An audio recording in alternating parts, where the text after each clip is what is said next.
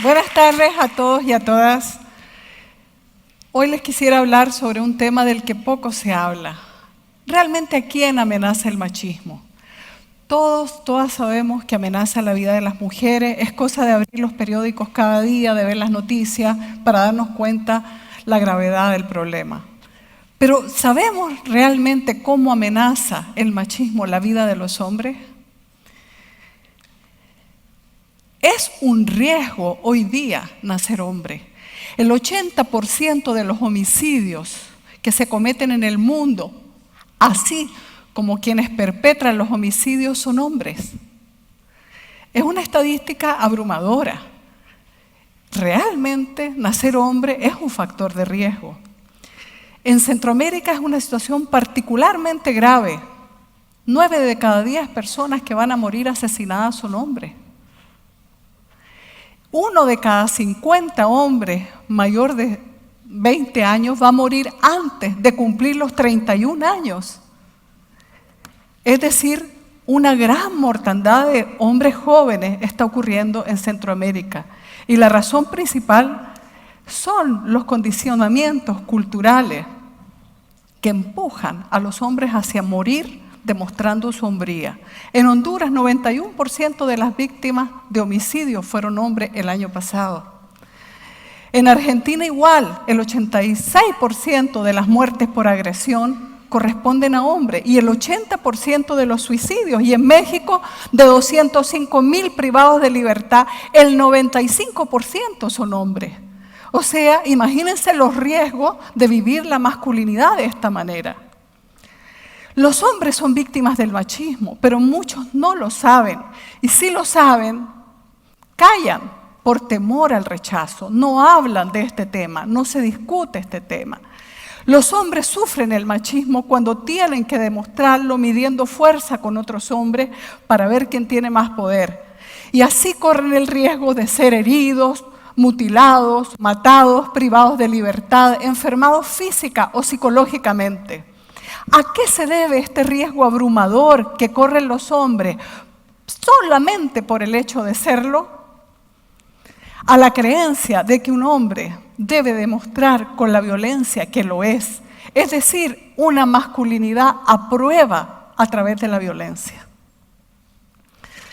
Existen fuertes condicionamientos culturales que influyen en la forma en que vamos educando a los niños con estas creencias, con estas mentalidades, desde la pequeña infancia hasta la vida adulta.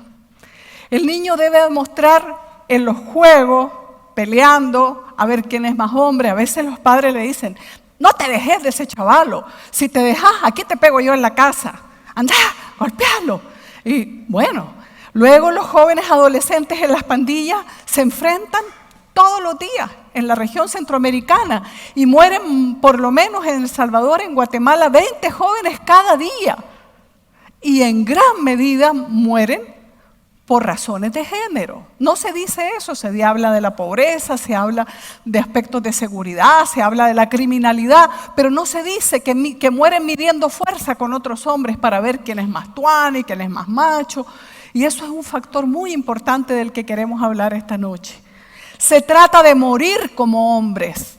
Y cuando ya estás muerto, ¿quién piensa que eres más hombre?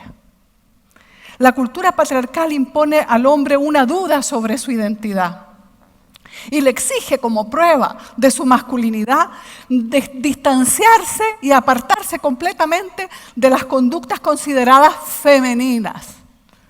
¿Como cuáles? Como expresar emociones o sentimientos, como mostrarse empáticos al sufrimiento ajeno, como optar por el diálogo antes que por la confrontación, como renunciar a una venganza, por ejemplo, y muchas otras. Es decir, todo aquello que es considerado un signo de debilidad, algo femenino.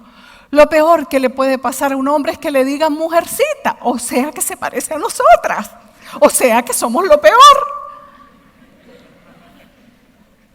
¿No se han dado cuenta de que este es un insulto que también ofende no solamente a las mujeres, sino la dimensión humana de cada hombre? Porque eso que se llama femenino no es femenino, es humano.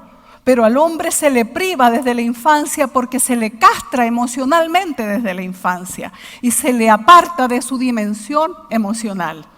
Cuando las emociones son reprimidas de esta forma, cuando un hombre no puede expresarse emocionalmente por miedo al qué dirán, a menos que esté borracho, entonces el hombre se va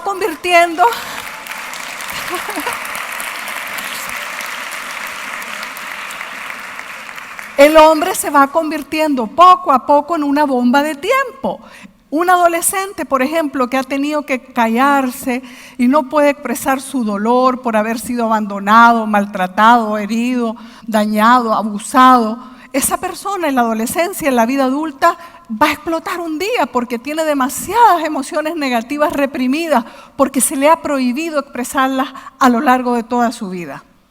Yo recuerdo un joven, de los miles de jóvenes con los que trabajamos, que me decía una vez en un taller: a mí no me pida que le vaya a decir que a mi mamá que la quiero, por favor, me dice, yo puedo machetear a alguien, puedo asaltar a alguien, pero a mí me da miedo ir a decirle a mi mamá que la quiero.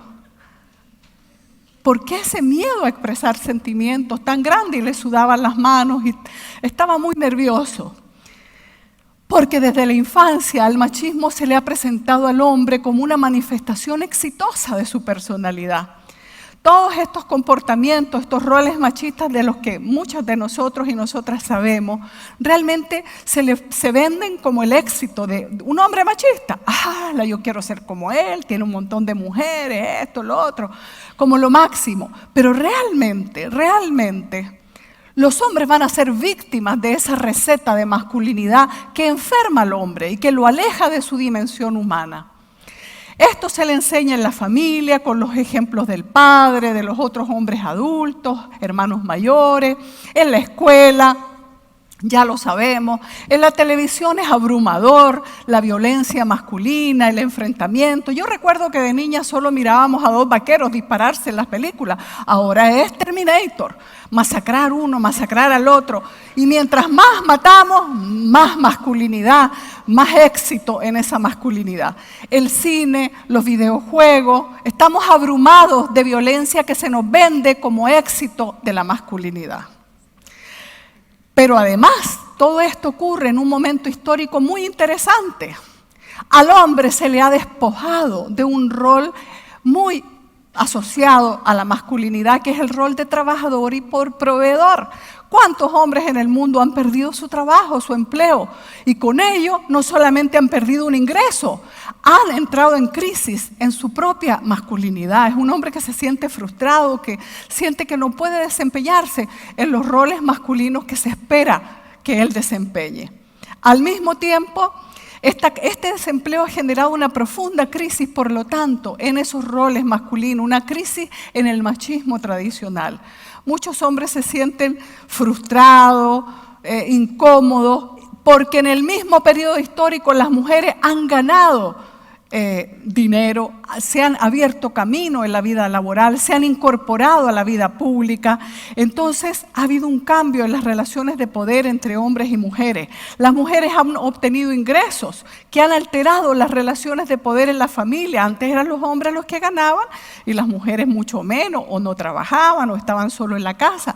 Ahora en muchos hogares las mujeres son las que obtienen más ingresos y eso ha alterado las relaciones de poder, pero no han cambiado las mentalidades.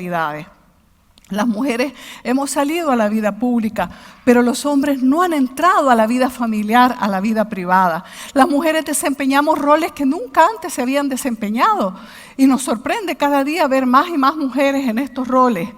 Pero los hombres realmente los hombres han entrado a la vida familiar, han entrado a la vida doméstica. No lo han hecho. Los hombres no están cerca de sus hijos, abrazando, besando a sus hijos, interesándose por la educación, por la crianza. Esto no ha ocurrido. Los roles machistas, seguir estos roles machistas, realmente no es cierto que conduce al éxito en la vida, conduce a la infelicidad. Entonces, no solamente el machismo es una receta para morir joven, sino también para la infelicidad. Es la paternidad que se le prohíbe al hombre desde que es chiquito. No juegues con muñecas, te vas a volver raro. Eso es de mujercita y cosas peores. El hombre va desde niño siendo empujado a demostrar con su vida que es hombre o con sus juegos violentos. La promiscuidad sexual es otro requisito de masculinidad que no necesariamente es un camino hacia la felicidad. El hombre es visto como objeto económico, un hombre sin trabajo, sin empleo. No, yo no quiero salir con vos, no tenés reales, no me interesás. Entonces el hombre también es visto como un objeto económico y las mujeres somos vistas como un objeto sexual, intercambio, sexo y dinero. Lo otro es la dependencia hacia la mujer. Muchos hombres tienen una excesiva dependencia que la verdad es que en el proceso de crianza las madres hemos creado esa dependencia. No, hijito, no la ves, no cocines, tu hermanita va a hacer todo, yo lo voy a hacer todo.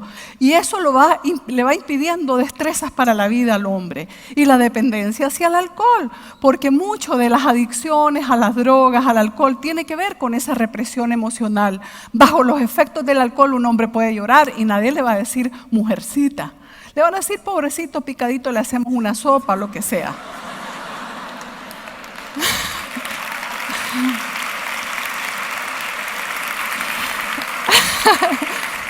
Hay que tomárselo con humor, pero hay mucho dolor de por medio. Es urgente la liberación masculina del machismo. Así como se habló muchos años de la liberación femenina, llegó el momento de la liberación masculina. Es verdaderamente una necesidad. El hombre liberado del machismo tiene más autoestima. El hombre liberado del machismo es más capaz de dar y recibir amor. Este es un paso importantísimo. Nosotros hemos visto el cambio en miles de hombres. Al enfocarnos en una masculinidad distinta, en una masculinidad libre de estos roles, hemos constatado en nuestro trabajo en el Centro de Prevención de la Violencia que las tasas de delito disminuyen rápidamente. Por ejemplo, hicimos una investigación en un barrio. En ese barrio, durante 6 meses intervinimos con este modelo, con toda esta metodología, y la tasa de delito disminuyó en 53%. En el barrio de Control aumentó en el mismo periodo de 6 meses en 16%. Todos los delitos. Eso significa que esto puede funcionar y por eso nosotros creemos que debe ser considerada esta visión, este enfoque en la prevención de la violencia. Por ello mismo hemos capacitado en Guatemala, El Salvador, Honduras, Nicaragua, Chile, Argentina, Uruguay, México, Colombia. En varios países hemos capacitado a mucha gente, pero en Centroamérica tenemos 12.000 multiplicadores de esta metodología. ¿Qué pasaría, y esto quisiera preguntárselo yo a ustedes ahorita, qué pasaría? Soñemos por un segundo. Imaginemos que en Nicaragua nos despertamos mañana y en el 80% de los hogares hay un padre presente, pero no solo presente físicamente, afectuoso, cercano en los procesos de crianza a sus hijos, capaz de comunicarse con el corazón, con sus hijos, interesado en lo que pasa en la vida de sus hijos, tan cercano a los hijos como la madre. ¿Qué ocurriría en la familia? ¿Qué ocurriría en el país? Cuando yo hago esta pregunta, en muchos auditorios donde la he hecho, hay un consenso abrumador. Habría una profunda y decisiva transformación social. Menos violencia en la familia, menos violencia en las calles, menos delitos en general, menos presos en las cárceles, menos adicciones a la droga, al alcohol, al tabaco, a todo lo que nos está destruyendo. Pero sobre todo, habrían cambios incluso aún más trascendentales, seríamos mucho más felices como sociedad, habría menos deserción escolar, mejoraría la salud pública, incluso habría un enfrentamiento mucho más efectivo a la pobreza. Porque la pobreza tiene que ver con esto, con estas creencias y con estas mentalidades que impiden el desarrollo humano, porque realmente afectan las relaciones familiares. ¿Cómo podemos lograr esto? Tenemos que empezar ya desde nuestros hogares, con nuestros hijos, con los niños más próximos a nosotros, en nuestras escuelas, en los entornos más inmediatos. Eduquemos a los niños para expresar libremente sus emociones. Enseñémosles a hacerlo. No tengamos miedo de esto, perdamos el temor al qué dirán. Ay, ¿qué van a decir si mi muchachito juega con muñecas? No, le vamos a decir, amorcito, estás aprendiendo a ser papá. Estás aprendiendo, como tu hermanita que está aprendiendo a ser mamá, estás aprendiendo a ser papá. Pero perdamos el temor, porque hay mucho miedo al qué dirán. No va a ser fácil probablemente, pero vale la pena intentarlo. Cuando lo hacemos y vemos me acuerdo de una amiga que me decía, yo nunca le regalaba muñecos. ¿Y qué hacía mi hijito? Agarraba el camioncito que yo le regalaba y chineaba el camión. Entonces los hombres sí tienen ese sentimiento de amor, pero les vamos impidiendo, prohibiendo desarrollarlo. Los gobiernos y la sociedad en general tienen los medios de comunicación una inmensa responsabilidad. No basta con que cada persona nos comprometamos, las instituciones deben empujar esto, sobre todo en las políticas educativas, en los medios de comunicación, en las políticas culturales. Debemos empezar a cambiar estos roles de género que tanto daño nos hacen a hombres y a mujeres. Yo quisiera decirles ahora algo más personal. Cuando yo tenía 7 años murió mi padre. Era un emigrante que dejó su país y a su madre y nunca volvió a su país y nunca volvió a ver a su madre. Y sufría calladamente y yo lo veía distante, alejado. Era un hombre bueno, pero muy distante. Y la verdad, hubiese querido yo saber qué había en su corazón que tanto le costaba expresar. Por eso dedico esta presentación a mi padre y a los hombres que como él sufren calladamente el machismo. Sufren calladamente ese mandato cultural del machismo y que como él mueren tempranamente en gran medida a causa de ello. Muchas gracias.